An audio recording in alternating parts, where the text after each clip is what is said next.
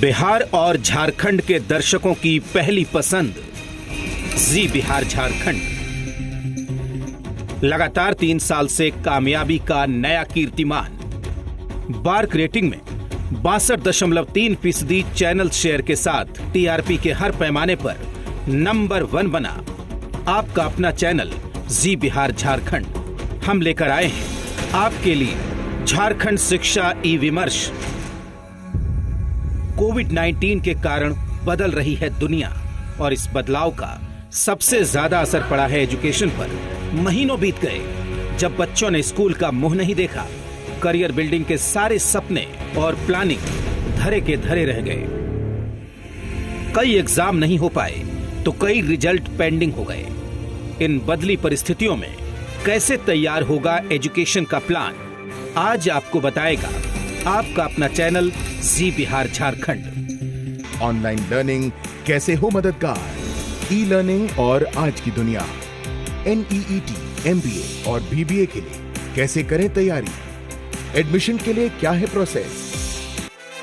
कार्यक्रम के लिए हमने आमंत्रित किया है झारखंड के शिक्षा मंत्री को। साथ ही हमने जोड़ा है झारखंड के शिक्षा जगत में अपना लोहा मनवाने वाले धुरंधरों को। इनके पास है आपकी हर चिंता का समाधान। यहां मिलेगा असली परामर्श। झारखंड शिक्षा ई विमर्श। नमस्कार, जी बिहार झारखंड के स्पेशल शो शिक्षा ई विमर्श झारखंड में आपका स्वागत है। नमस्कार, मैं हूं आपके साथ अनुपमा झा। स्वागत है आप सभी का। कोरोना और इससे बचाव के तरीकों ने पूरी दुनिया को प्रभावित किया है। हर क्षेत्र पर इसका असर है, पर इकोनॉमी के साथ ही सबसे ज्यादा असर एजुकेशन पर पड़ा है। जी बिहार झारखंड ने अपनी जिम्मेदारी समझते हुए इस दिशा में एक खास पहल की है। जी हां, शिक्षा ई विमर्श झारखंड में जुड़ेंगे हमारे साथ शिक्षा जगत के कई दिग्गज और इसके जरिए हमारी दरअसल ये कोशिश है कि कोरोना काल में उपजी मुश्किलों पर इस विमर्श में कुछ दिशा निकले और इससे जुड़े कई सारे सवाल हैं। बिल्कुल अनुपमा, जैसे कोरोना संकट का पढ़ाई पर कितना असर पड़ा है और इस संक्रमण से पढ़ाई की व्यवस्था में कितना बदलाव आया है। ऑनलाइन पढ़ाई क्या क्लास में होने वाली पढ़ाई का विकल्प है, इन सारे सवालों पर चर्चा करेंगे। जी हां, ऑनलाइन क्लास की तरह ही हम भी इस कार्यक्रम की शुरुआत करने वाले हैं ऑनलाइन तरीके से।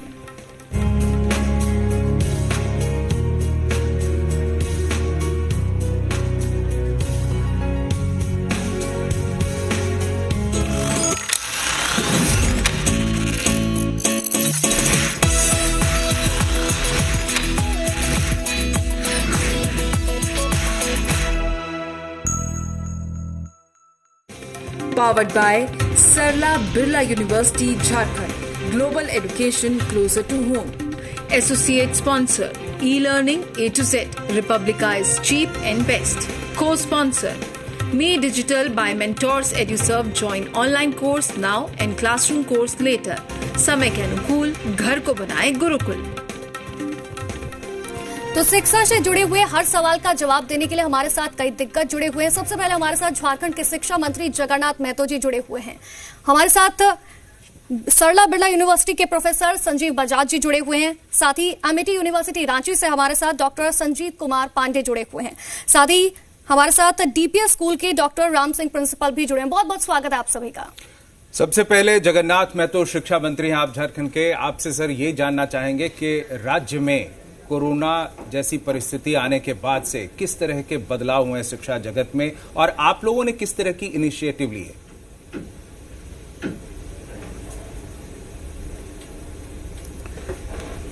पहले तो मैं जी बिहार झारखंड इस कार्यक्रम के लेकर आपको मैं बधाई देता हूं और आभार प्रकट करता हूं। धन्यवाद।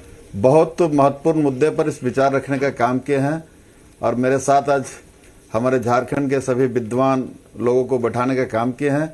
आगे इस झारखंड कैसे शिक्षा के क्षेत्र में आगे बढ़ेगा, इस पर भी आपको विचार देना है और लेना है जी। अभी कोरोना के माध्यम, जिस दिन से कोरोना आया है, इस महामारी जब से आया है, शिक्षा के क्षेत्र में बहुत बड़ा ठोकर लगा है। इस ठोकर को हम लोग पार नहीं कर पा रहे हैं। जब भी हम लोग कुछ सोच के एक निर्णय लिए थे कि अब कम होगा, अब कब होगा, सोशल डिस्टेंस बनाएंगे, लॉकडाउन के जरिए हम लोग कुछ स्कूल अपर क्लास के खोलेंगे, लेकिन और स्थिति भयावह हो जाता है। हम लोग मैंने इस पर निर्णय नहीं ले पा रहे हैं। जब तक इस पर पूर्ण रूपेण इसका जो हमको संतुष्टि नहीं हो जाए कि हम इस महामारी से कैसे बचेंगे, पहला महामारी से बचने के कार्यक्रम पर तय करेंगे कि हमको इस महामारी फैले नहीं और उस क्षेत्र को आगे नहीं बढ़े, इस पर हम लोग विचार कर रहे हैं।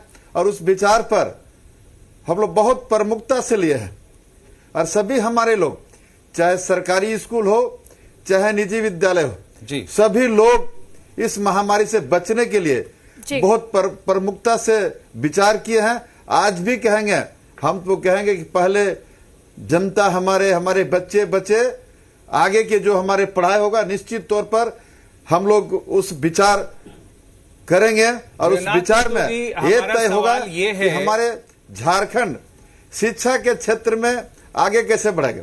जी, कि अब कोरोना काल में सोशल डिस्टेंसिंग है, स्कूल कॉलेज बंद हैं, ऑनलाइन शिक्षा चल रही है, तो इसमें आपने अभिभावकों के लिए, उनके बच्चों के लिए यानी अपने स्टूडेंट्स के लिए किस तरह के इंतजाम किए हैं ताकि शिक्षा में जितना बड़ा असर हुआ है, इससे जितना बुरा प्रभाव पड़ा है उसको कम किया जा सके, मिनिमाइज किया जा सके। हम लोग ने जैसे झारखंड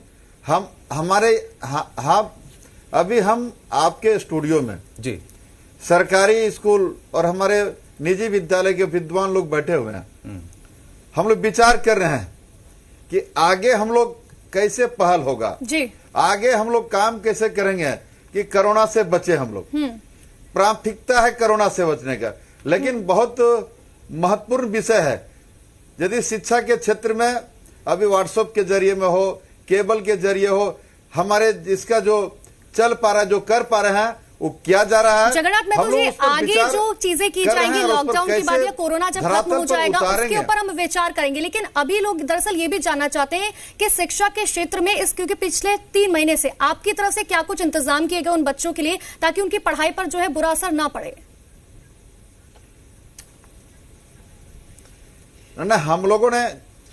हम लोगों ने व्हाट्सएप के जरिए प्रयास किए हैं, लेकिन पूर्ण रूपेण प्रयास नहीं हुआ है। इसलिए उसको प्रयास को हम लोग कैसे धरातल पर लाएंगे, उस धरातल पर लाने का सभी क्षेत्र से विचार विमर्श कर रहे हैं कि कैसे कोरोना को देखते हुए हम शिक्षा को कैसे हम आगे पहल करें, इस पर हम लोग विचार कर रहे हैं। ठीक है, हमारे साथ डॉक्टर राम सिंह प्रिंसिपल हैं डीपीएस के, हम उनसे भी जानेंगे कि बच्चों की स्कूलिंग में किस तरह का असर हुआ है। लेकिन उससे पहले प्रोफेसर संजीव बजाज हैं सरला बिरला यूनिवर्सिटी के। आप ये बताइए कि यूजीसी गाइडलाइंस जारी करती रहती है, इसको लेकर आगे किस तरह से चला जाए। अभी कोरोना पीरियड में जिस तरह के लूप होल्स हैं, अप्स एंड डाउन्स हैं, उसको लेकर वो तरह तरह के गाइडलाइंस जारी करती रहती हैं, लेकिन अभी फिलहाल क्या सिचुएशन है और आगे आप क्या देख रहे हैं?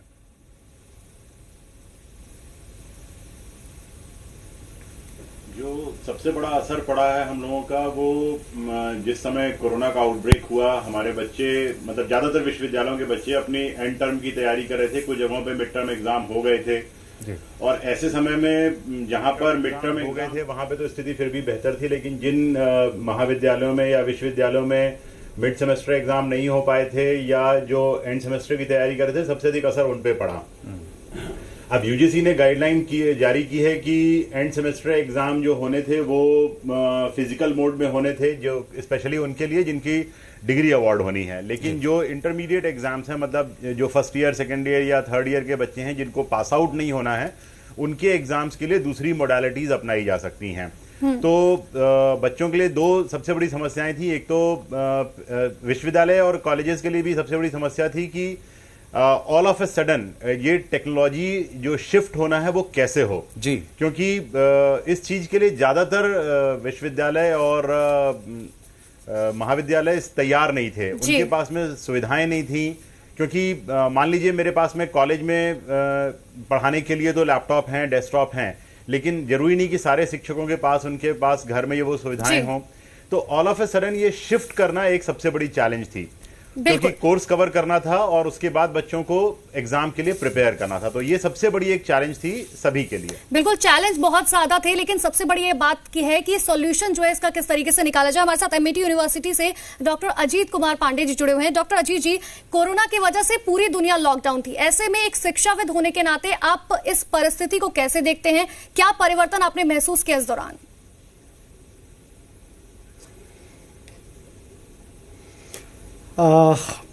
देखिए, सबसे पहले तो मैं ये बोलूँगा कि ये अनफॉर्चुनेट था कि all of a sudden corona का आउटबर्स्ट हुआ और पूरा भारत लॉकडाउन का शिकार हुआ। बट कहते हैं कि मुसीबत से ही अवसर निकालने की परंपरा रही है भारत में, और कोरोना 22 तारीख को इंडिया लॉकडाउन का पे जाता है और 23 तारीख से एमआईटी विश्वविद्यालय ऑनलाइन एजुकेशन मोड में तुरंत आ जाता है जी। रीजन बीइंग, जैसे ही खबर मिलती है कि लॉकडाउन हो सकता है और हम अपने आप को तुरंत से तैयार करने में लग गए कि अगर लॉकडाउन होता है तो व्हाट, क्योंकि समस्या अपने आप में बड़ी तब तक नहीं होती जब तक उसका समाधान हमारे सामने ना हो। अगर समाधान है तो समस्या का कोई मायने नहीं रखता है। तो हम लोगों ने तुरंत ऑनलाइन मोड पे गए और सिस्को वेबएक्स के माध्यम से, MS टीम के माध्यम से सारे स्टूडेंट्स को हम लोगों ने ऑनलाइन प्लेटफॉर्म पर ले लिया और हमारे क्लासेस भी एज इट इज ERP के माध्यम से शेड्यूल्ड हुए, सारे बच्चे करने लगे। एक दो जगह से हम लोगों को ये शिकायत आई कि जहां पे नेट की कनेक्टिविटी थोड़ी सी कमजोर थी, उसके लिए हम लोगों ने पूरे सेशन को रिकॉर्ड कर दिया ताकि बच्चे बाद में जब उनका कनेक्टिविटी ठीक हो तो उस सेशन को देख सकें। नंबर 1। नंबर 2, व्हाट्सएप ग्रुप बनाया गया। व्हाट्सएप ग्रुप के आधार पे सारे टीचर्स स्टूडेंट के साथ कनेक्ट हो गए। ये दूसरा काम हम लोगों ने किया। तीसरा काम किया हम लोगों ने, मेल मर्ज को यूज करके सारे स्टूडेंट्स तक हैंडआउट्स जो भी स्टडी मटेरियल्स थे उसको पहुंचाए और सारे बच्चों तक वो स्टडी मटेरियल्स थ्रू नेट मिला जी। चौथी चीज जो हम लोगों ने किया वो काउंसलिंग स्टार्ट किया, क्योंकि हमें पता था कि बच्चे अब प्रेशर में आ रहे हैं, स्ट्रेस में आ रहे हैं। स्ट्रेस मैनेजमेंट भी बहुत जरूरी था क्योंकि there was a paradigm shift from the conventional teaching mode to online virtual teaching mode. अब बच्चे जो हैं, जो टेंडर एज के बच्चे हैं, BA पार्ट 1 के बच्चे हैं, BTech पार्ट 1 के बच्चे हैं, तो वो बहुत कम एज के बच्चे हैं, 15 साल 16 साल उनका उम्र है। वैसे बच्चे इस प्रेशर को झेल नहीं सकते थे, बिल्कुल। तो इसलिए उनको भी हम लोग को हैंड होल्डिंग करना था। हम लोगों ने उनको अजीत जी, आपके इसी सवाल में दरअसल मेरा ये सवाल है, क्योंकि आप बात करें ऑनलाइन क्लासेस की, तो क्या कितनी सफलता हासिल जो है हमें हुई है अगर ऑनलाइन क्लासेस के हिसाब से देखा जाए तो? अच्छा, मैं आपसे एक शेयर करना चाहता हूं, हालांकि अभी ये केस स्टडी का मैटर है। हमारे यहाँ तकरीबन 16,000 सेशंस हुए। 16,000 सेशंस पे हमने डेटा कलेक्ट किया कि कितने संतुष्ट हो रहे हैं बच्चे जी। उस डेटा में हमारे पास तकरीबन 6,000 रिस्पॉन्स आए। 6,000 रिस्पॉन्स में 90% से ज्यादा स्टूडेंट ने कहा कि it is a better way of teaching, so one can think of going for online even in a normal circumstance. कल के डेट में जब सब कुछ नॉर्मल हो तो भी हम लोग सोच सकते हैं कि आपने सर्वे किया, इसलिए हम इस पर कोई सवाल नहीं उठा सकते। आप सर्वे का हवाला दे रहे हैं, लेकिन आम बच्चों की दिक्कतें हैं, क्या आप उन्हें एड्रेस कर पाते हैं? आपको क्या लगता है कि ऑनलाइन क्लासेस की क्या क्या परेशानियां हैं, किस तरह की परेशानियां बच्चों ने झेली? क्या इस पर भी किसी तरह का सर्वे आपने करवाया ताकि उन चीजों को आउटकम कर सके, उससे बाहर आ सके? क्लासेस की ऑनलाइन एजुकेशन की परेशानियां हैं, जैसे कभी पावर फेलियर हो गया, नेट फेल कर गया, कोई गरीब बच्चा किसी ऐसे जगह पे फंसा हुआ है जहां उसके पास लैपटॉप नहीं है, वो मोबाइल से ऑपरेट कर रहा है, तो नोट लिखने में उसको दिक्कत हो रही है, वॉइस ट्रांसलेटर उसमें नहीं लगा हुआ है ऐप, अगर लगा हुआ भी है तो उसकी स्पीड इतनी कम है कि वो नोट्स को वो नहीं नोट कर पा रहा है। तो अब ये सारी परेशानियां हैं, इसमें दो राय नहीं है। बिल्कुल। इसके साथ साथ इससे ज्यादा कहीं बड़ी परेशानियां हैं एग्जाम लेना।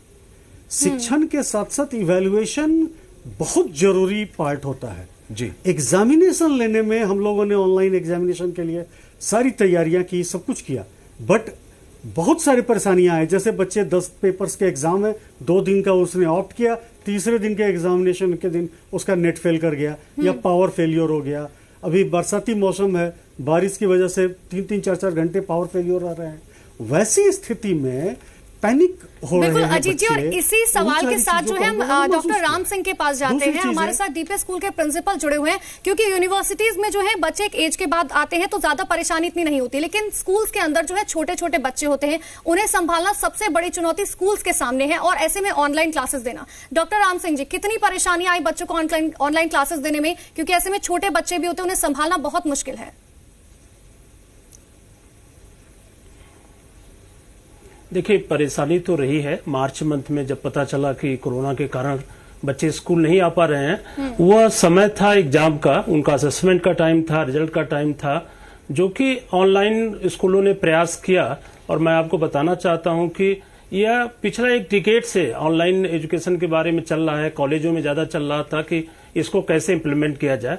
सभी बिजनेस जब डिजिटल हो गया तो एजुकेशन को भी होना चाहिए, आज नहीं होगा तो कब होगा।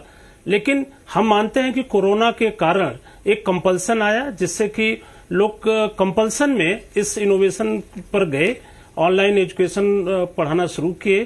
और प्रॉब्लम है, चूंकि शहरों में थोड़ी कम प्रॉब्लम है जहां बच्चे पढ़ ले रहे हैं, गांव में ज्यादा प्रॉब्लम है। आपको पता होगा कि 12% फैमिलीज के पास भी केवल इंटरनेट है, उसमें गांव में 8% ही लोगों के पास इंटरनेट है।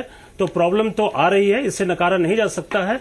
लेकिन हमको लगता है कि यही अब एक इसका अल्टरनेट था, इसके अलावा और कोई दूसरा माध्यम नहीं था जिससे हम बच्चों तक पहुंच सकते थे, बच्चों को पढ़ा सकते थे। पीपीटीज, व्हाट्सएप ग्रुप और डिफरेंट एप्स के थ्रू टीचर्स पढ़ा रहे हैं, बच्चों के कांटेक्ट में हो रहे हैं जी। परफेक्ट तो नहीं कर सकते, क्योंकि आप जानते हैं कि एजुकेशन का मतलब स्कॉलिस्टिक और कोस्टलिस्टिक भी होता है। स्कॉलिस्टिक चीजें हम कर पा रहे हैं, लेकिन को स्कॉलिस्टिक जो है, जो उनके को करिकुलर एक्टिविटीज है, गेम्स, स्पोर्ट्स, क्विज, ये सब चीजें जो है, पर्सनालिटी डेवलपमेंट की चीजें जो है, वो नहीं हो पा रही है। हम लोग प्रयास निजी स्कूलों की श्रेणी में एक मानक स्थापित करता है, लेकिन क्या आपको लगता है कि टीचर्स भी, बहुत सारे टीचर्स इसके लिए तैयार नहीं थे, और अभी भी बहुत दिक्कतें हैं टीचर के लेवल पर भी? इसको कैसे दूर किया जा रहा है ताकि जो स्टूडेंट्स हो उन्हें कोई परेशानी ना हो? छोटे छोटे जो बच्चे हैं उनके तो अभिभावक भी उनके साथ बैठते हैं, उनके पेरेंट्स भी बहुत परेशान होते हैं। तो ये जो बीच की कड़ी है, इसे आप कैसे ठीक कर रहे हैं टीचर के स्केल पे? देखिए, जहां तक आप डीपीएस की बात कर रहे हैं, तो हम सभी टीचर को इसके लिए बधाई देना चाहेंगे कि बहुत जल्दी टीचर स्विच ओवर किए। जो समाज का, जो पेरेंट्स का, अभिभावक का जो रिएक्शन था, और वो तारीफ कर रहे हैं कि हमारे टीचर इतने जल्दी स्विच ओवर हो जाएंगे, ये सबको अंदाजा नहीं था। लेकिन जो टेक्नोलॉजिकल प्रॉब्लम है वो थोड़ी आ रही है कहीं पर। जो जैसा आपको पता है कि पहले जूम ऐप आया, उसमें प्रॉब्लम थी, लोग घुस जा रहे थे, कुछ बच्चे इनडिसिप्लिन भी हो रहे थे। हाँ। इस तरह की छोटी छोटी प्रॉब्लम थी, लेकिन टीचर आज के डेट में हम कह सकते हैं कि वो तैयार हैं ऑनलाइन टीचिंग के लिए। जो टेक्नोलॉजिकल हेल्प चाहिए वो गवर्नमेंट को सोचना चाहिए, कैसे इंटरनेट का स्पीड बढ़ाया जाए, अवेलेबिलिटी कैसे बढ़ाया जाए, जिससे कि इस ऑनलाइन टीचिंग को कराया जाए। चलिए, एक तरह से हम देख रहे हैं कि स्कूलिंग से लेकर हायर एजुकेशन तक अलग अलग संस्थाएं अपने तौर पर बहुत कुछ कर रही हैं, लेकिन गवर्नमेंट के स्तर पर और क्या प्रयास किए जा सकते हैं? जगन्नाथ महतो, शिक्षा मंत्री आप झारखंड के, ये बताइए कि एग्जाम्स और रिजल्ट को लेकर सरकार की किस तरह की तैयारी है आगे आने वाले दिनों में, क्योंकि ये कोरोना काल लंबा खींच सकता है। अभी कोरोना काल में सच बात बोलने से हम पीछे नहीं हटते जी।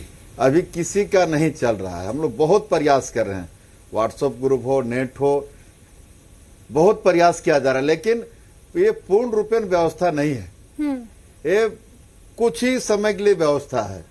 पूर्ण रूपेण व्यवस्था जब तक कोरोना काल का स्थिति नहीं सम्मान होगा, तब तक हमारे शिक्षा के क्षेत्र में कोई उपाय ही नहीं चल रहा है, जो हमको मानना है। जैसे अभी हम इसलिए बोल रहे हैं कि अभी जो स्कूल में, हमारे स्कूल में लोअर क्लास के बच्चे पढ़ते हैं, हमारे निजी विद्यालय अपर क्लास के बच्चे पढ़ते हैं, मिडिल क्लास के लोग पढ़ते हैं, उस पर कुछ आ सकता है। लेकिन जो हमारे सरकारी स्कूल का जो पेरेंट्स है, सरकारी स्कूल का जो हमारे आपका बच्चे हैं, वो बच्चे को तो बहुत मुश्किल होगा। व्हाट्सएप ग्रुप हो चाहे नेट ग्रुप, कहने की अलग बात है। हमने तो अभी तो व्हाट्सएप ग्रुप, डिजिटल ग्रुप, बहुत तरह का ग्रुप बना दिया है, लेकिन उसमें सफलता नजर नहीं आ रहा है। बना दीजिए, अलग बात है। केंद्रीय मानव संसाधन मंत्री ने जिस तरह से रमेश पोखरियाल ने इनिशिएटिव लिया बहुत पहले ही, और उन्होंने कहा कि बच्चे अब ऑनलाइन बेहतर पढ़ पाएंगे, उसमें किस तरह की दिक्कत है, इसके लिए बहुत सारे ऐप भी विकसित किए गए, तो उन सब का भी हवाला लेकर राज्य स्तर पर भी बहुत सारे प्रयास किए जा सकते हैं, कुछ किए भी गए। पोखरियाल जी, हम लोग पोखरियाल साहब से हम लोग बीसी में चर्चा हुआ था जी। ये चर्चा ये भी हमने कहा था कि ये झारखंड एक अलग राज्य है, नेट की सुविधा नहीं है, किसी का यहाँ आपका एंड्रॉइड मोबाइल नहीं है, तो ये स्थिति को बेहतर करने के लिए थोड़ा समय लगेगा। जगन्नाथ महतो जी, ये चीज बहुत अच्छी है कि आप अपने लिमिटेशंस या फिर लूपफॉल्स जो है उसको एक्सेप्ट भी कर रहे हैं, लेकिन ये चीज मेन है ना कि बच्चों की पढ़ाई जो है पिछले 3 महीनों से बेकार ही हो रही है, वो लोग घर पर बैठे हैं। ऐसे में सरकार की दरअसल ये जिम्मेदारी बन जाती है कि बच्चों की ऑनलाइन पढ़ाई की पूरी जिम्मेदारी हो, उसको लेकर आप लोगों की क्या तैयारी, हम बस इतना जानना चाहते हैं। हमने ऑनलाइन पढ़ाई की तैयारी व्हाट्सएप ग्रुप तैयार कर रहे हैं, लेकिन कितना सफलता मिलेगा वो तो समय बताएगा। लेकिन जहां पर नेट की सुविधा नहीं है सर, वहां पर कैसे सफलता मिलेगी? आपका कैलेंडर तैयार किया, हमने कैलेंडर तैयार किया था, विभाग कैलेंडर तैयार किया था जी, कि हमारे बच्चे जो सफर किए हैं, उसको जो हमारे जो नहीं पढ़ाई हुआ है, जो पढ़ाई बाधित हुआ है, उसके लिए हम लोग स्कूल में 5 घंटा पढ़ा तो हम लोग 7 घंटा करेंगे, जो शनिवार को हाफ डे था उसको फुल डे करेंगे। ये तो हम लोग कैलेंडर बना चुके थे, लेकिन वो संभव नहीं हो पाया, और ये हमारे कोरोना और बढ़ते जा रहा है, इसलिए हम लोग विचार नहीं कर पा रहे हैं। ठीक है, आपको और जो शिक्षा जगत के दिग्गज हैं उनसे भी बहुत सारी सलाह लेनी चाहिए, उस पर भी काम करना चाहिए। संजीव बजाज हमारे साथ हैं, सरला बिरला यूनिवर्सिटी के प्रोफेसर संजीव बजाज। वहीं पर हम जा रहे हैं जी, ले रहे हैं। एक साथ सबको शामिल करते हैं। जगन्नाथ महतो जी, डॉक्टर लोग से भी बात किया जा रहा है जी, कि हमारे, ठीक है। प्रोफेसर संजीव बजाज, आप सरकार की कोशिशों को कहां तक देखते हैं, किस हद तक देखते हैं, और किस तरह की सलाह देना चाहेंगे आप? क्या कुछ किया जा सकता है ताकि राज्य में शिक्षा का स्तर, चाहे वो प्राइमरी लेवल पर हो, स्कूलिंग हो या फिर आगे हायर एजुकेशन हो, उसमें कोरोना काल में हम बेहतर कर पाएं? प्रोफेसर संजीव बजाज जी, देखिए, जहां तक स्कूली शिक्षा है या जो उच्च शिक्षा है, दोनों में बहुत डिफरेंस है। स्कूली शिक्षा में ज्यादातर सरकारी विद्यालय जो हैं वो प्रदेश के बहुत रिमोट एरियाज में हैं, जहां पर आदमी पैदल चल के भी पहुंचना बहुत मुश्किल होता है। उन जगहों पर स्कूल्स थे, और ऐसी जगहों पर जहां पर हमारे पास में बिजली की व्यवस्था नहीं है, इंटरनेट की व्यवस्था नहीं है, वहां पर शिक्षा की व्यवस्था कोरोना काल में कैसे होगी, ये एक अपने आप में बहुत बड़ी चैलेंज है जी। हायर एजुकेशन में थोड़ी सी स्थिति बेहतर है, क्योंकि झारखंड में ज्यादातर हायर एजुकेशन ऐसी जगहों पर है जो सिटी एरियाज में है वहां पर। लेकिन प्रॉब्लम यह है कि जो बच्चे हैं वो ज्यादातर इंटीरियर एरियाज में हैं। जैसे ही लॉकडाउन घोषित हुआ या संभावना लगने लगी, ज्यादातर बच्चे अपने घरों को चले गए, और वहां पर उन तक पहुंचना एक बहुत मुश्किल है। तो सरला बिरला विश्वविद्यालय में जैसे हम लोगों ने किया कि तुरंत हम लोग जो है वो टेक्नोलॉजी पे मूव किए, शिक्षकों की और बच्चों की हम लोगों ने within a week training कराई, और जैसा कि ज्यादातर जगहों पे हुआ, हम लोगों ने भी जो मॉडर्न टेक्नोलॉजी है उसको अडॉप्ट किया, और सारे सेशंस को हम लोग ने रिकॉर्ड किया, ठीक है, जिससे कि बच्चे किसी भी समय उनको वो उपलब्ध हो सकें। तो ये एक तो बड़ी चैलेंज थी कि हमें टेक्नोलॉजी का सहारा लेना ही पड़ेगा। कोरोना ने जो चीजें 10 साल बाद होनी थी उसको 10 साल एडवांस कर दिया, जो हम लोग 20 बिल्कुल संजीव जी, और शायद इसकी जरूरत भी थी। और डॉक्टर राम सिंह से एक छोटा सा ब्रेक से पहले दरअसल मैं उनसे जानूंगी, क्योंकि अब हम देख रहे हैं कि बहुत सारी परेशानियां तो पहले आ ही रही थी, लेकिन जिस तरीके से सरकार ने कमियां गिनाई है कि उनके स्कूल्स में किस तरीके की परेशानी आ रही थी, क्या यही वजह है कि पेरेंट्स जो है वो सीबीएसई और प्रैक्टिकल स्कूल, प्राइवेट स्कूल जो होते हैं उन पर ज्यादा भरोसा करते हैं? एक छोटा सा ब्रेक ले रहे हैं, फौरन लौटो, उसके बाद इस सवाल का जवाब राम सिंह से लेंगे।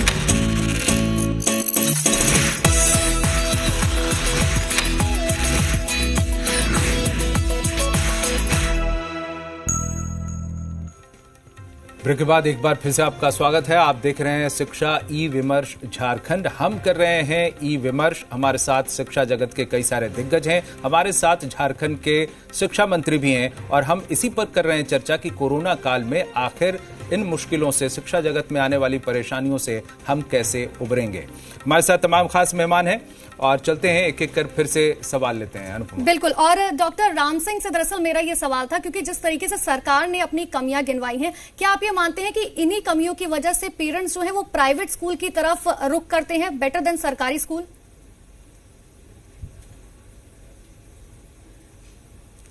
देखिए, ऐसा था कि माननीय मंत्री जी जो है, कमियां नहीं, वो जो कठिनाइयां जो आ रही हैं उसके बारे में चर्चा कर रहे थे। वो सही बात है कि जो हमारे गवर्नमेंट स्कूल हैं वो गांव में हैं, वहां तक इलेक्ट्रिसिटी का थोड़ी प्रॉब्लम है, थोड़े इंटरनेट के प्रॉब्लम है, उसी के बारे में वो बताना चाह रहे थे। लेकिन गवर्नमेंट के स्तर पर झारखंड में इनके जो नियत है बड़ी अच्छी है, बड़े काम कर रहे हैं और उसमें जो टेलीविजन का और केबल का हेल्प लेकर के गांव के तक जा रहे हैं और बच्चों को पढ़ाने का प्रयास कर रहे हैं। लेकिन जो पब्लिक स्कूल है और दोनों के बीच में सामंजस्य भी बन रहा है। अभी हम लोगों की मीटिंग माननीय मंत्री जी के साथ हुई थी, जिसमें चर्चा हुई थी कैसे गवर्नमेंट और प्राइवेट स्कूल के बीच में खाई जो है वो कम हो और बच्चों को होलिस्टिक एजुकेशन दिया जा सके। तो हमको लगता है कि जो स्वयं प्रभा टेलीविजन जो है, जिसके थ्रू 24/7 आवर्स और 32-34 चैनल है जो सरकार ने, एनसीईआरटी ने और सीबीएसई ने और सब कर रहे हैं, उसके माध्यम से हमको लगता है कि ये पढ़ाई जो है वो ऑनलाइन होगी और अच्छी होगी। एक सवाल है हमारे दर्शक का, बीच बीच में दर्शकों के भी सवाल आ रहे हैं। अनमोल पूछ रहे हैं धनबाद से, 12वीं की तैयारी कैसे करूं, कोचिंग स्कूल बंद हैं, करियर का आगे क्या होगा, ये चिंता उन्हें सता रही है। आप इसका जवाब बेहतर दे सकते हैं डॉक्टर राम सिंह।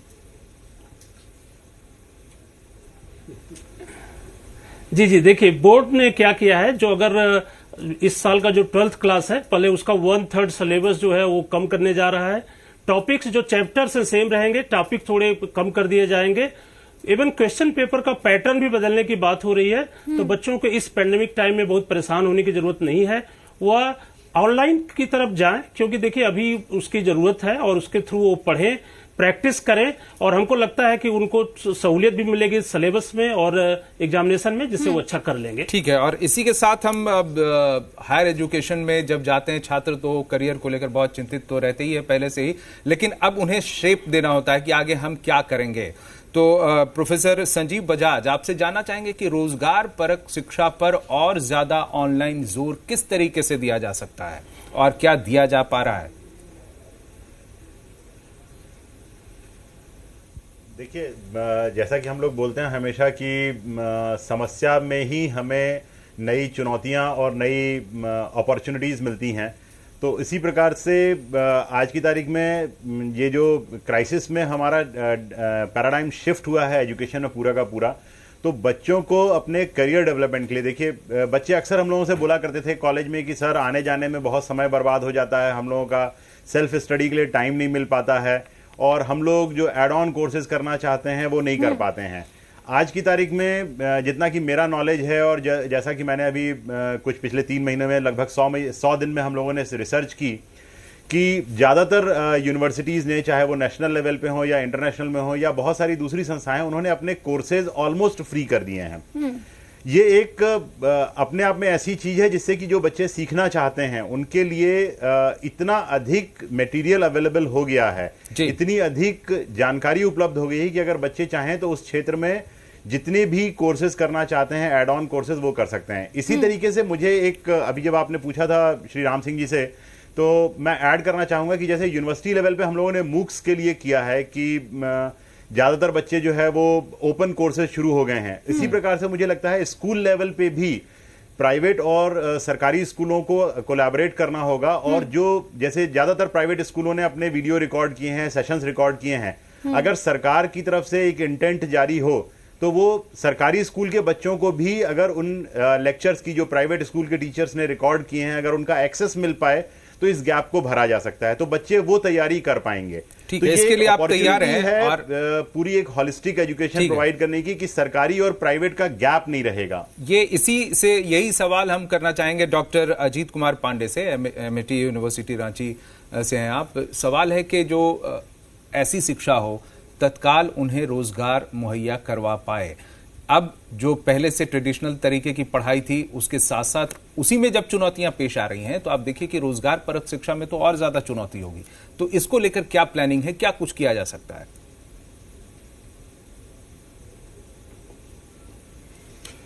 देखिए अजीत जी, सबसे पहले तो मैं ये बोलूँगा कि जो आज की शिक्षा है वो चाहे आप ऑनलाइन एजुकेशन की बात करें या ऑफलाइन एजुकेशन की बात करें, शिक्षा को जॉब ओरिएंटेड होना होगा।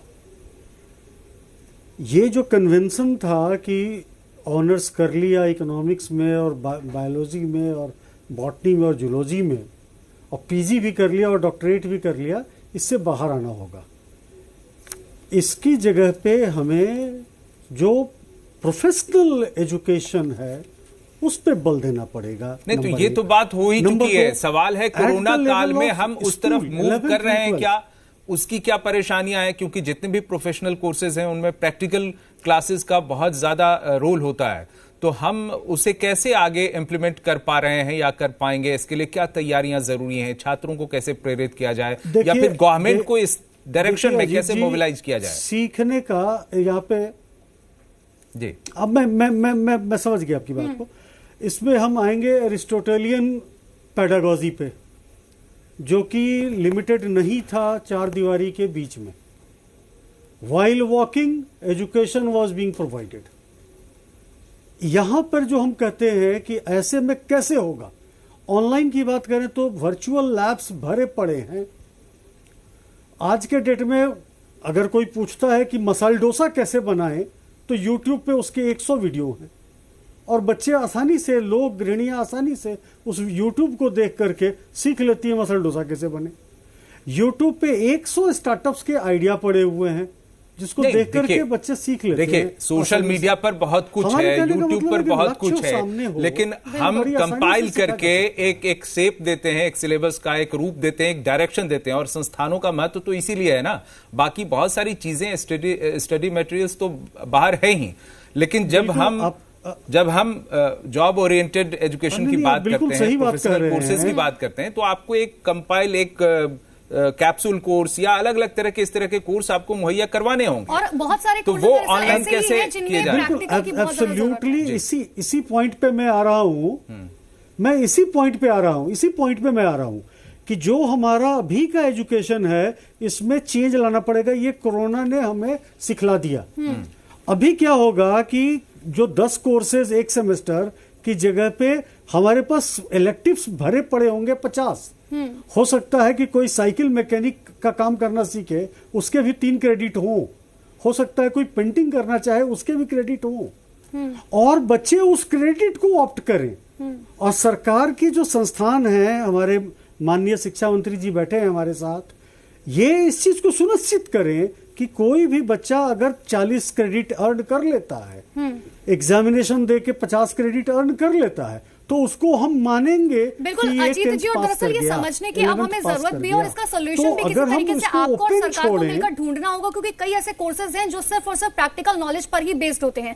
हमारे साथ लगातार जगन्नाथ महतो जी जुड़े हुए, उनसे भी बातचीत करते हैं। जगन्नाथ जी, क्योंकि देखिए अभी जो है ये पेंडेमिक जल्दी जाने नहीं वाला है, जिस तरीके से WHO की तरफ से लगातार हिदायतें भी दी जा रही हैं, ऐसे में हमने ये तो देख लिया, क्योंकि हम पहले से तैयार नहीं थे इस चीज के लिए, अगर आने वाले दिनों में ये इन चीजों से हम निकल नहीं पाते तो उसके लिए सरकार की क्या कुछ तैयारी है?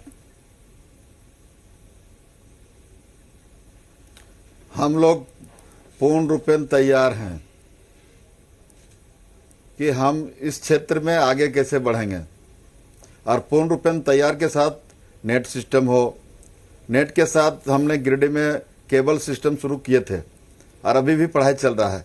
आज भी हम थोड़ी सी जानकारी जो है वो छात्र भी जानना चाहते हैं कि सरकार की तरफ से क्या कुछ किया जा रहा है। हम तो हमारे जो छात्र भी जानकारी ले रहे थे, हम तो कहेंगे कि बिना किताब पढ़े हुए पास नहीं हो सकते हैं। हम तो कहेंगे, मेरा व्यक्तिगत विचार है, जितने छात्र हैं सभी छात्र अपने घर में किताब को पढ़ें, स्टडी करें। यदि जो समझ में नहीं आएगा तो अपने क्लास टीचर से फोन के माध्यम से संपर्क करें। गांव के स्कूल में गांव में टीचर रहते हैं, उनके जाके चाहे उनसे संपर्क करें। इस कोरोना के माध्यम में बहुत बड़ा उपलब्धि होगा। हमारे बच्चे पढ़ेंगे अपने किताब को चैप्टर खोल के देखेंगे, पढ़ेंगे तो हमको लगता है बेसी लाभ होगा। और जो समझ में नहीं आएगा तो बगल में टीचर रहते हैं, उनसे टेलीफोन के माध्यम से हो चाहे जाके माध्यम से हो, इसको समझ लेना चाहिए कि हम आगे एक बेहतरीन प्रयास किया गया है स्कूल में स्पीकर लगा के और लोगों को पढ़ाने। ठीक है, लाउड स्पीकर अलग मैटर है। नहीं, हमने जो कहा कि किताब से ही आप पढ़ाते हैं और लोग पढ़ता है, हम बच्चे को अपील करना चाहते हैं कि सभी बच्चे जितना स्कूल में समय देते थे उससे बेसी घर में समय दे। जगन्नाथ मेहता जी, आपकी इसी बात से दरअसल मेरा ये सवाल है, क्योंकि आप लगातार ये बात करें कि बुक्स पढ़ने से जो है बच्चे पास भी हो जाएंगे, लेकिन बच्चों को आज के टाइम पे स्किल डेवलपमेंट की भी बहुत ज्यादा जरूरत होती है। हर स्कूल में स्किल डेवलपमेंट चीजें सिखाई जाती हैं जो घर में पॉसिबल नहीं है। उसको लेकर सरकार की क्या तैयारियां हैं? जरूर, एकदम जो किताब में वही पढ़ाया जाता है, हमारे शिक्षक जो किताब में वही पढ़ाया जाता है, बाहर का आउट नॉलेज बहुत कम दिया जाता है, लेकिन किताब में जो उसको वही पढ़ाया जाता है। इस पर हम कहेंगे और जोर देंगे, अभिभावकों को अपील करेंगे कि अपने बच्चे को सुबह शाम जितना समय पढ़ते हैं उसको समय पढ़ने में बिताना चाहिए। इस कोरोना काल की स्थिति में अपने घर में पढ़ें, जो समझ में नहीं आएगा टीचर से समझ लें। जी, हमारे साथ लगातार कुछ दर्शकों के सवाल भी आ रहे हैं। राजेंद्र कुमार महतो है हमारे साथ बोकारो से। इन्होंने कहा है कि 12वीं की परीक्षा दी है, कंपटीशन की किताबें नहीं मिल रही हैं, क्या करूं? ये सवाल डॉक्टर राम सिंह, आप बेहतर जवाब दे सकते हैं इसका। देखिए, सीबीएसई और एचआरडी डिपार्टमेंट से आया है कि एग्जामिनेशन अगले 1 महीने नहीं होने जा रहे हैं, उसके बाद होंगे। अगर 12वीं के एग्जाम दे दिए हैं तो उसका एक पैटर्न बता दिया गया है कैसे बोर्ड रिजल्ट निकाला जाएगा। और बुक्स तो अभी मिलने का है, सभी बुक्स आजकल गूगल पर है, नेट पर अवेलेबल है, कोई भी अगर खोजे तो उनको मिल जाएगा। उसके लिए बहुत यहाँ वहाँ मूवमेंट करने की जरूरत नहीं है। तो हमको लगता है कि टीचर्स का हेल्प लें, अपने जो कोचिंग से या स्कूल से जो टीचर हैं उनसे जो डाउट्स हैं उसको सॉल्व करें, प्रैक्टिस करें, सेल्फ कॉन्फिडेंस रखें। इस समय थोड़ी काउंसलिंग की भी जरूरत है, तो डिफरेंट ट्रेनिंग प्रोग्राम्स, वेबिनार ये सब चल रहे हैं, जिसके द्वारा थोड़ी अपनी काउंसलिंग भी कर ले, क्योंकि कभी टेंशन हो सकता है, उसमें स्ट्रेस में हो सकते हैं बच्चे। तो ऐसा देखने में आ रहा है कि स्कूल में भी लोअर क्लासेस और वर्सेस हायर क्लासेस, अगर कोई प्रॉब्लम है जी, लोअर क्लासेस और हायर क्लासेस दोनों की अलग अलग चुनौतियां हैं। छोटे बच्चे जो हैं उनके साथ अभिभावकों को भी लगना पड़ता है, क्योंकि वो ऑनलाइन कैसे पढ़ पाएंगे। आप देखिए, क्लास हमें लगता है कि 2 या 3rd स्टैंडर्ड तक के बच्चों के साथ तो पेरेंट्स लगते ही लगते हैं। और कई घरों में ये स्थितियां हैं कि अगर 2 बच्चे हैं और पेरेंट्स भी वर्किंग हैं, मम्मी पापा दोनों, फिर तो बहुत मुश्किल है उनके लिए ऑनलाइन पढ़ाई करवाना बच्चों का। डॉक्टर राम सिंह, इसका उपाय कुछ सुझाइए आप। जी, मैं आपकी बात समझ गए। और आपने आपने बहुत सही उठाया कि जो प्रॉब्लम आ रही है छोटे बच्चों के लिए आ रही है, जो क्लास 1, 2 या 3 के बच्चे हैं, जो अपने से मोबाइल से ऐप नहीं खोल सकते या उतने सिंसियरली पढ़ नहीं सकते, तो उनको 2-3 रास्ते सुझाए गए हैं टीचर्स के द्वारा कि उनको थोड़े स्टोरी टेलिंग के माध्यम से कुछ वीडियो दे दें, जिससे कि अगर एक बार में नहीं देख पाया तो वो पढ़ा रहे हैं, जिसको रिकॉर्ड रहे वो दूसरी बार जाके देख लें। और आजकल जो टेलीविजन के थ्रू जो स्वयं प्रभा करके दिखाया जा रहा है, हमको लगता है वो ज्यादा बेटर होगा, ज्यादा प्रैक्टिकल होगा और यूजफुल होगा, जिसके थ्रू बच्चे देख लेंगे। हमको एज ए टीचर हमको अपने पैटर्न में, पेडागॉजीज में भी चेंज करने की जरूरत है कि हम बच्चों को उसी कंटेंट को लेक्चर मेथड से न पढ़ा करके दूसरे तरीके से हम उसको एग्जाम्पल दे करके लाइफ से कनेक्ट करके टीचर्स जो है कर रहे हैं। मैंने आपको कहा कि ये ग्रो करने का टाइम है, लर्न करने का टाइम है। Teachers are also learning a lot. Teachers के लिए भी बहुत अपॉर्चुनिटी है इस एडवर्सिटी में, और बदल रहे हैं टीचर्स, और हम छोटे बच्चों की भी जो नीड है उसको हम पूरा कर लेंगे। बिल्कुल, और दरअसल यही प्रॉब्लम आ रही है क्योंकि छोटे बच्चे जो हैं किसी के सुनते नहीं हैं। डॉक्टर अजीत जी का भी रुख कर लेते हैं, क्योंकि ऑनलाइन क्लासेस की तो हमने बात कर ली, अब एडमिशन्स की भी बात कर लेते हैं। डॉक्टर अजीत जी, क्योंकि ये जो वक्त होता है ये एडमिशन का होता है, मार्च अप्रैल के वक्त, इस टाइम पे एग्जाम्स भी होते हैं और एडमिशन का भी वक्त होता है। प्रैक्टिकली तौर पर देखा जाए तो फरवरी के बाद से जो है अभी तक बच्चों के एक भी एग्जाम्स नहीं हुए। ऐसे में जो फर्स्ट ईयर के बच्चे हैं वो दरअसल ये जानना चाहते हैं कि क्या बिना एग्जाम दिए हुए उन्हें अगली क्लास में प्रमोट किया जाएगा, या फिर आगे आपकी तरफ से क्या कुछ एडवाइजरी या ब्लूप्रिंट जारी किया जाएगा उन बच्चों के लिए?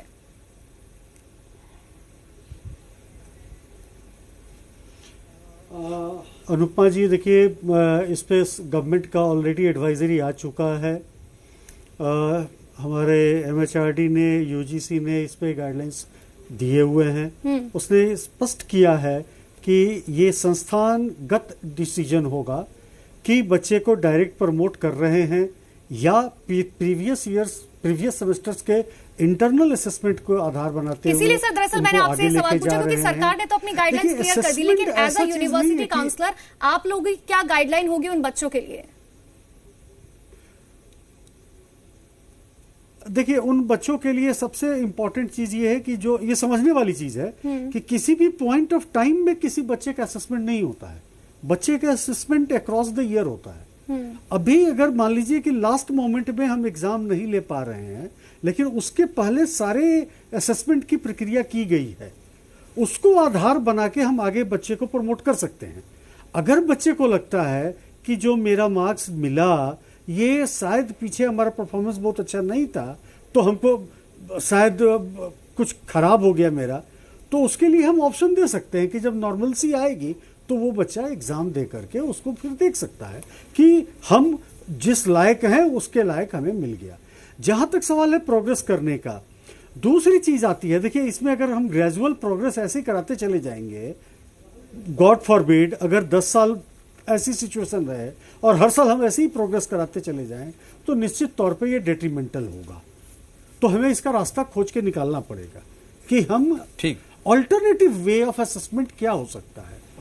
ऑल्टरनेटिव वे ऑफ असेसमेंट देखिए, जो वीडियो कॉन्फ्रेंसिंग के माध्यम से, टेली कॉलिंग के माध्यम से असेसमेंट किया जा सकता है।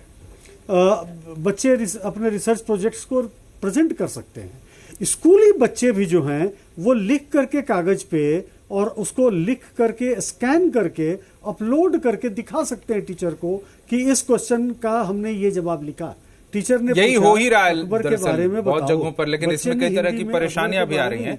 प्रोफेसर संजीव बजाज, ये देखिए कि हम बच्चों की शिक्षा की बात कर रहे हैं और कोरोना काल में चूंकि शिक्षा बहुत ज्यादा प्रभावित हो रही है, इसलिए इस पर इतना जोर दिया जा रहा है, लेकिन इन सब में जो एक महत्वपूर्ण कड़ी है वो है फैकल्टी। तो फैकल्टी पर भी क्या इस बात का बोझ कुछ ज्यादा नहीं हो गया है?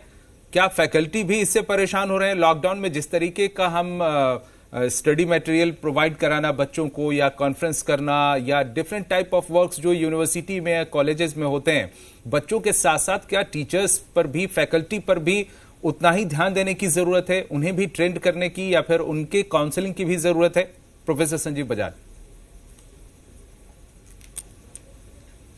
बिल्कुल, आपने एकदम सही बात की है। जितना स्टूडेंट्स के ऊपर प्रेशर है उतना ही फैकल्टी के ऊपर भी प्रेशर है, क्योंकि फैकल्टी भी मेंटली एंड फिजिकली दोनों तरीके से वो प्रिपेयर्ड नहीं थे कि इतनी जल्दी उनको टेक्नोलॉजी पे शिफ्ट होना होगा। अब उसके लिए अलग अलग यूनिवर्सिटीज़ ने अलग अलग प्रकार से तैयारी की।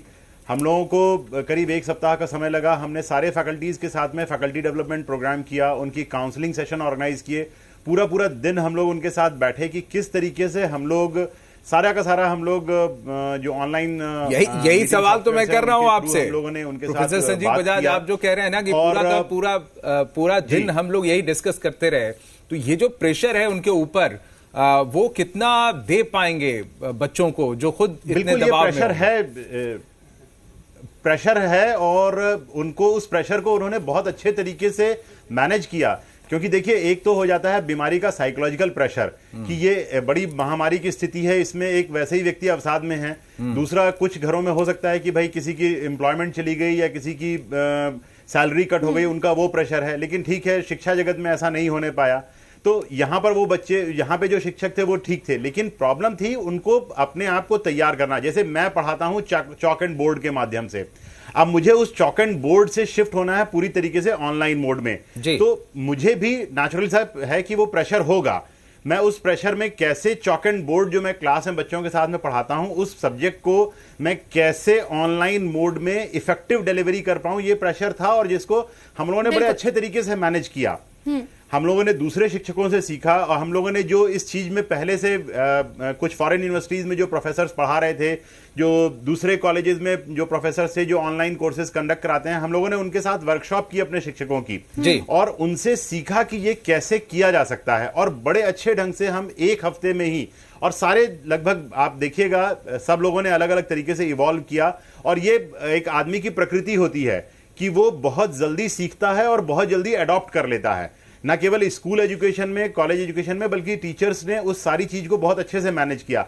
हाँ, जो पहले शिक्षक स्कूल में जाता था 7 घंटे 8 घंटे आंसर शीट इवैल्यूएशन ये सब चीजों में लगा होता था, उससे उसको गैप मिला तो उसने अपनी प्रिपरेशन की, कंटेंट तैयार किया। काबिले तारीफ है क्योंकि हर बच्चे को आप लोग जो है इक्वल टाइम देकर ही समझा रहे हैं कि आखिर किस तरीके से जो है आगे बढ़ना चाहिए। डॉक्टर राम सिंह जी, कुछ ऐसे सवाल हैं जो दर्शकों की तरफ से आ रहे हैं। एक सवाल ये है कि लॉकडाउन के वक्त में पढ़ाई नहीं हो पा रही, ट्यूशन भी नहीं जा पा रहे हैं ज्यादा, अब ऐसे में 12th में जो है उन्हें अच्छे नंबर चाहिए, उसके लिए क्या करें?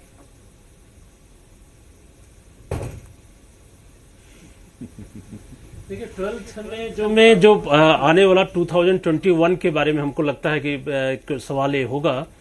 और हम बार बार रिपीट कर रहे हैं कि सिलेबस को कम करने जा रहा है, एग्जामिनेशन के पैटर्न को बदलने जा रहे हैं, इंटरनल असेसमेंट को ज्यादा प्रमोट करने जा रहे हैं। और जैसे ही लॉकडाउन के बाद ये जो अनलॉक हुआ है या जैसे स्कूल खुलेगा, हम लोग एक्सपेक्ट करते हैं 2-1 महीने में स्कूल जब खुलेगा, तो जो चीजें बच्चे नहीं समझ पाते हैं, अगर ऑनलाइन से कुछ उनको सहूलियत नहीं मिल पाई है, तो उसको हम लोग पढ़ा के, उसको समझा के उसको हम लोग करेंगे। बच्चों को पेशेंस रखने की जरूरत है। और अभी एजुकेशन बड़ा स्टूडेंट्स फ्रेंडली होते जा रहा है, तो जो भी सिलेबस, जो भी एग्जामिनेशन, सब कुछ होगा बच्चों की चिंता को ध्यान में रख के होगा। एक बात।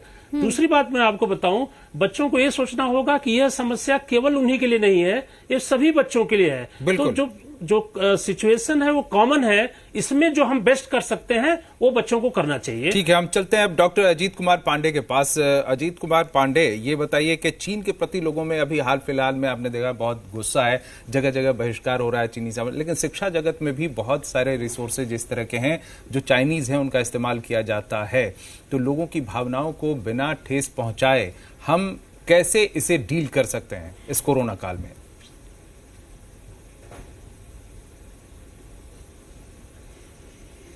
अजीत जी, ये राष्ट्रीय सेंटीमेंट की बात है। आज के समय में सारे लोग निश्चित तौर पे चाइना और चाइनीज प्रोडक्ट से मुखालफत कर रहे हैं। अगर हम ये कहें कि बच्चों के हाथ में जो मोबाइल फोन है वो चाइनीज है, या जो लैपटॉप है वो मेड इन चाइना है, या इवन जो हम पोर्टल यूज कर रहे हैं, जूम यूज कर रहे हैं, वो भी चाइनीज है, तो निश्चित तौर पे एब्सोल्युटली चाइना का बहिष्कार नहीं किया जा सकता। चाइना इतना अंदर घुस चुका है कि उसको इमीडिएटली हम नहीं निकाल सकते, बट यस, फेज्ड मैनर में बाहर कर सकते हैं। उसका अल्टरनेटिव हमें निकाल के लाना होगा। जैसे जूम की जगह पे हम सिस्को वेबएक्स यूज कर लें, या भारत सरकार के जो प्रयास से, आईआईटी के प्रयास से, वैसे हमारे खुद के अपने के पोर्टल डेवलप हो और फेज्ड वाइज हो। हम अचानक से ये नहीं कर सकते कि सारा मोबाइल फेंक दो, लैपटॉप फेंक दो और शिक्षा जारी रहेगा। बिल्कुल अजीत जी, बहुत सही बात आपने बोली कि एकदम से चीजों को नहीं हटाया जा सकता। दर्शकों का भी एक सवाल है, हमारे साथ दुमका के राजेश जो है, उन्होंने ये सवाल दरअसल पूछा है कि वो पढ़ने के लिए रांची जाना चाहते हैं, एडमिशन लेना चाहते हैं, लेकिन लॉकडाउन की वजह से नहीं जा पा रहे। ऐसे में उनकी परेशानी का क्या समाधान हो सकता है? इस बारे में मैं बताना चाहूंगा, आज की तारीख में 100% संस्थान जो है वो ऑनलाइन मोड में एडमिशन ले रहे हैं। सभी संस्थानों ने, इंक्लूडिंग सरला बिरला यूनिवर्सिटी, फिजिकल काउंसलिंग को बिल्कुल पूरी तरीके से एक प्रकार से मान लीजिए कि रोक लगा दी। केवल जो बच्चे या पेरेंट्स किसी तरीके से आ जाते हैं कॉलेज में और देखना चाहते हैं उनको दिखाया जा रहा है, लेकिन पूरी की पूरी काउंसलिंग और एडमिशन प्रोसेस ऑनलाइन हो गया है। वो ऑनलाइन जाकर के अप्लाई कर सकते हैं, उनको फोन पे पूरी काउंसलिंग होती है, अगर जरूरत पड़ती है तो वीडियो मोड में हम लोग काउंसलिंग कर रहे हैं। ऑनलाइन ही वो अपने डॉक्यूमेंट जमा कर रहे हैं, फीस पेमेंट कर रहे हैं, और वहीं से डॉक्यूमेंट वेरिफिकेशन के बाद में बच्चों को एडमिशन का प्रोसेस कंप्लीट किया जा रहा है। तो मैं बच्चे को सलाह दूंगा कि दुमका से रांची आने के लिए केवल एडमिशन प्रोसेस के लिए किसी भी प्रकार का कष्ट उठाने की जरूरत नहीं है, और अपने आप को किसी भी प्रकार के वायरस में एक्सपोज करने की जरूरत नहीं है। घर बैठे वो अपने एडमिशन प्रोसेस को कंप्लीट कर सकते हैं। सभी यूनिवर्सिटीज में, विश्वविद्यालयों में, कॉलेजेस में हेल्पलाइन नंबर हैं। उन हेल्पलाइन नंबर पे कॉल करने से मुझे लगता है सुबह 7 से लेकर रात को 9 बजे तक सेवाएं उपलब्ध हैं जी। तो ऐसी कोई जरूरत नहीं है उनको कि वो केवल एडमिशन प्रोसेस कंप्लीट करने के लिए वो कहीं भी बाहर जाएं। ठीक है। प्रोफेसर संजीव बजाज, ये कॉमन सवाल है लोगों का कि अब जब वर्क फ्रॉम होम हो रहा है, बहुत सारे अलग अलग क्षेत्रों में आप देखें तो अलग माहौल है, लेकिन शिक्षा के क्षेत्र में अगर देखें तो एक सवाल पहले लिया था लेकिन वो पूरा नहीं हुआ कि उसमें अगर बच्चे भी ऑनलाइन पढ़ाई कर रहे हों और उनके पेरेंट्स उन्हें पढ़ा भी रहे हों, ऑनलाइन पढ़ाई में सहयोग भी दे रहे हों और खुद वर्क फ्रॉम होम कर रहे हों, और ये भी हो सकता है कि बच्चों के जो माता पिता हैं, पेरेंट्स हैं, वो खुद भी कहीं फैकल्टी हों, तो एक घर में किस तरह का माहौल बनाया जाए ताकि बच्चों की शिक्षा और जो अभिभावक हैं, पेरेंट्स हैं, उनका काम, अगर वो फैकल्टी हैं तो वो भी अपने घर से ही अच्छे ढंग से डील कर पाएं, क्लासेज ले पाएं। तो क्योंकि होम एटमॉस्फेयर जो है वो उस तरीके का पहले से रहा नहीं है, घर को लोगों ने ऑफिस के तरीके से कभी लिया नहीं है, और शहरों में कई बार आप देखते हैं कि छोटे छोटे रूम होते हैं या फिर 2 BHK है, तो उसमें किस तरह का माहौल कैसे क्रिएट किया जाए?